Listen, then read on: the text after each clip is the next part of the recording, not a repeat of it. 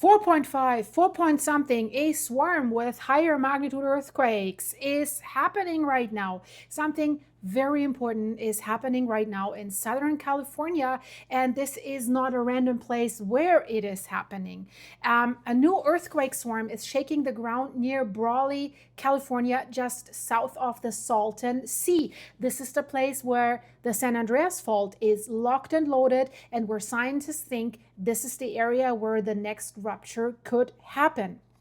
So this is one of these earthquake locations where the location on the map matters as much as the actual magnitude of the earthquakes.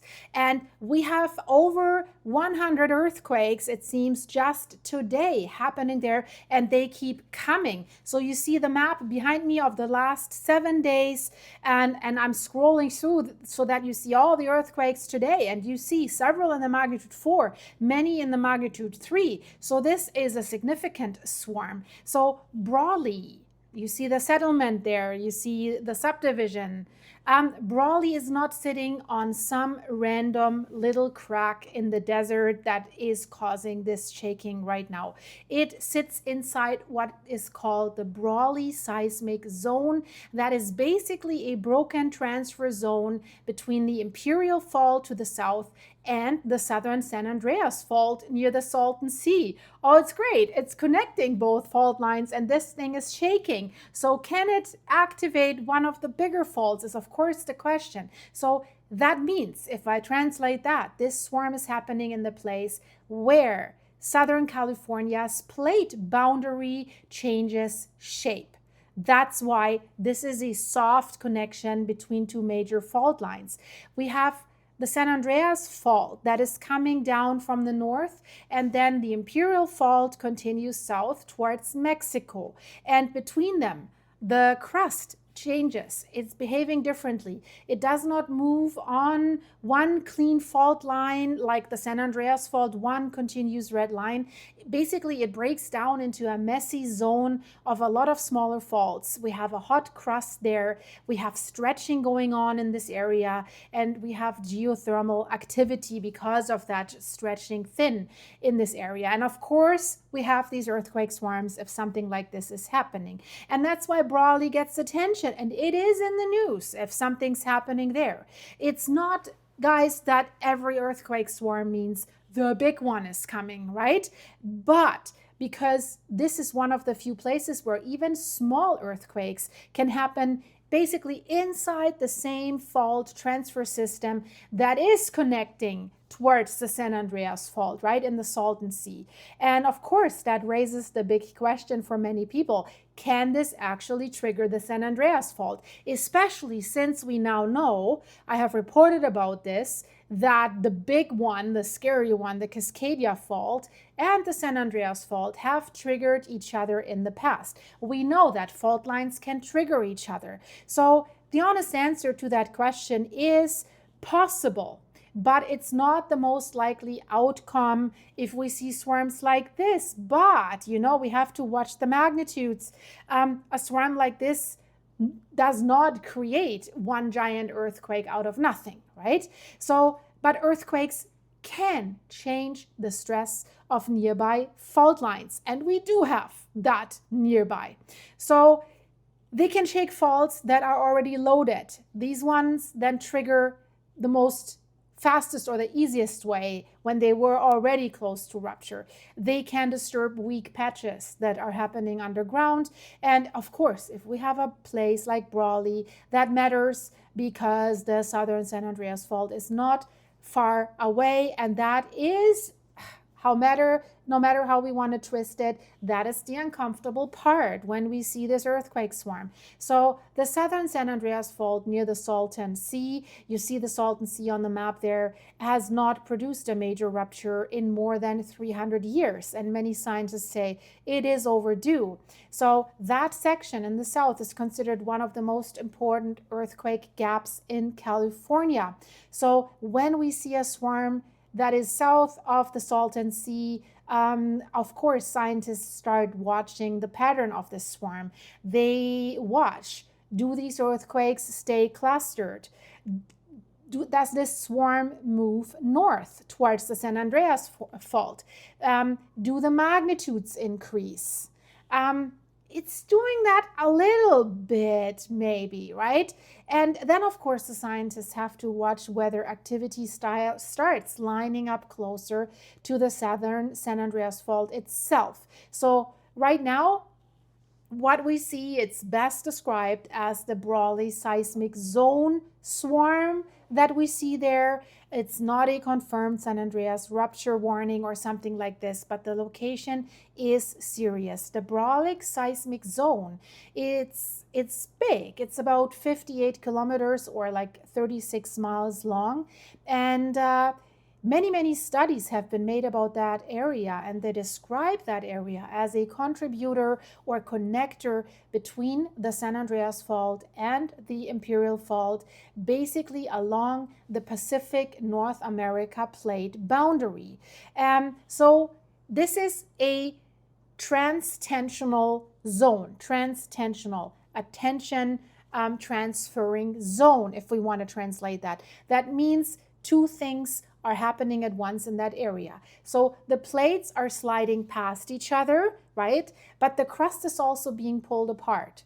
So they're sliding, but it's being pulled apart. That pulling apart motion is tied to the larger Salton Trough. This is also a seismic area, and also to the northern end of the Gulf of California rift system. It's interesting. One of my viewers under my last video where we had at the Cascadia Fault a 4.9, 5.0 earthquake just yesterday was asking, well, can this be transferred all the way down to that Gulf of California rift system, right? And no, not from the Cascadia Fault. I mean, we can say, if Shizzy hits the Fizzy in the worst case scenario, Cascadia Fault triggers the San Andreas Fault, San Andreas Fault triggers the Salton Trough system, triggers the Brandon area, and then triggers the Imperial Fault, and then Gulf of...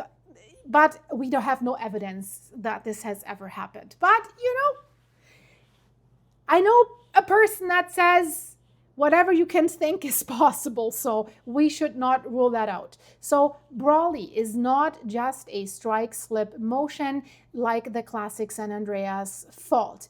It's a strike-slip plus stretching. And that combination makes the crust, of course, cracked, very weak, and swarm-prone. And there's another layer, heat.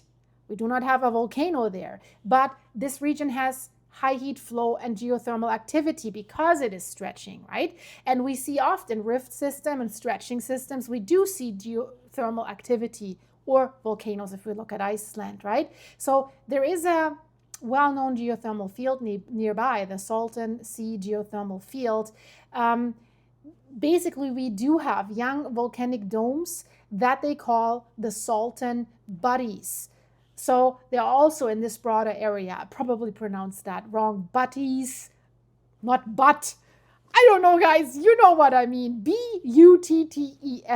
Buddy. Buddy sounds like buddy. So whatever. So please correct me in the comments if you know how to pronounce that. But also, that does not mean that the swarm is basically automatically volcanic. Most likely, we have to say, this is a tectonic swarm, and what helps that swarm develop is the local conditions.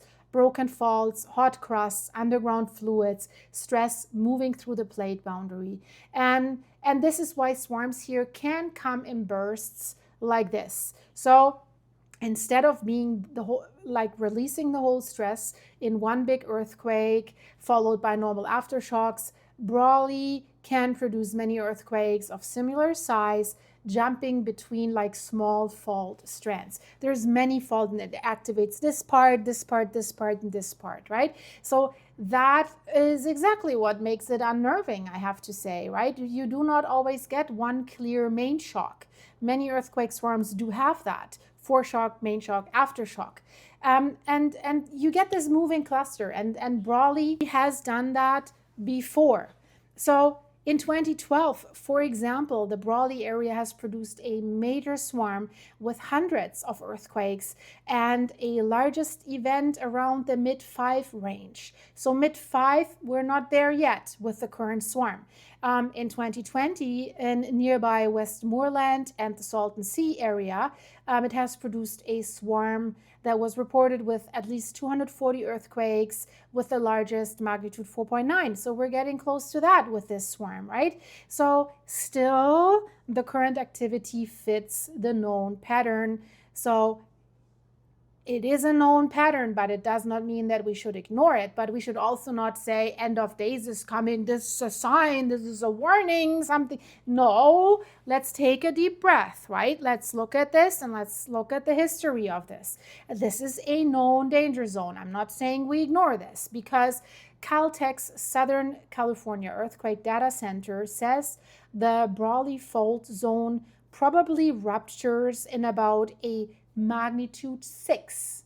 That's big for that area. 6 event every 30 to 40 years or so. So, and along with the neighboring Imperial Fault zone, and they're also warning that this is not a clean prediction cycle. It doesn't have to rupture like this, right? So that is the important balance. It's not panic, but it's also not nothing. The local fault system has produced damaging earthquakes before. Imperial Valley earthquake in 1940 was a major event on the Imperial Fault. Then 1979 Imperial Valley earthquake also struck the same broader fault system. So when the Brawley Seismic Zone starts producing a dense swarm like this, we definitely think about the past, right? And we know California is actively deforming right now.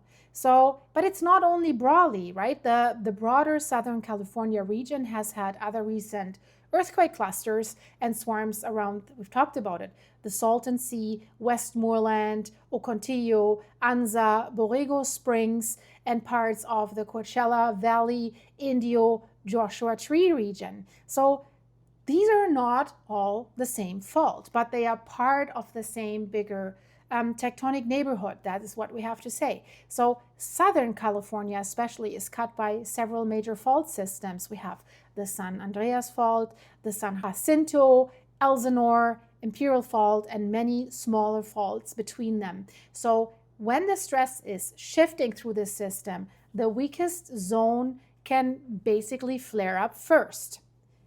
And Brawley is one of those weaker zones, right? So what should we watch for right now? First thing is, will this swarm keep growing? Second is, will the earthquake magnitude get stronger? And the third is, will it migrate north towards the Salton Sea and the Southern San Andreas Fault? And there's a fourth thing that we have to watch out for.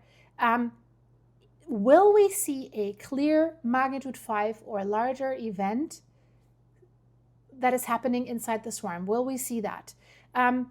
Still, that if all happened, this would not guarantee that we're seeing a larger earthquake, but they would make the swarm more important. For now, I can only tell you it is shaking. We have an explanation for this. This is not like end of days big rupture scenario. It sits in a hot, stretched, broken fault transfer zone between the Imperial Fault and the San Andreas system. And this has also nothing to do with anything else. Nothing to do with other earthquakes along the Pacific Ring of Fire. This is its own ecosystem that we're dealing with here. And this kind of swarm has happened before.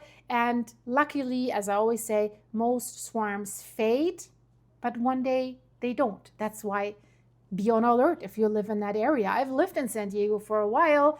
You always have to. I mean, kind of, we were like, we're not sitting in San Francisco or LA, where if the San Andreas Fault ruptures, it would probably be worse. But San Diego has its own fault systems, right? So I guess wherever you are, Shizzy could hit the fizzy for you, right? The fact that this swarm is happening near one of California's most watched fault connections. It's basically, I don't know what that is in English, my German viewers, Staffellauf, where one runner gives that wood stick to the next runner. So that's what the Brawley area is, right? So let's not hope that this gives from the Imperial Fault triggering the, something like this. Let's not hope that this is happening. It deserves attention. Not panic, but attention. Because the history tells us, especially in California, but also in other places, the most dangerous earthquakes do not always start with one giant crack. Sometimes they can begin as a cluster of small quakes in the exact place where major faults connect. So hopefully nothing else is happening, but I'll keep watching that for you guys. But do me a favor. Check out what's going on here in California, Northern California, I have to say, Crescent City, because we have that ETS swarm thing going on that happens every year, every 14 months along the Cascadia subduction zone, magnitude 9+ with devastating tsunami. And right now, it's happening around Eureka on land, the ETS, and exactly in that area, we do have that 5.0 or 4.9, depends on the agency. So that is something we should watch out for. I've made a video about this. Guys, check it out. It's really, really interesting. You will learn a lot about how this is all connected. And we're looking at the San Andreas Fault as well. So click here. I see you in a second. Thanks for watching.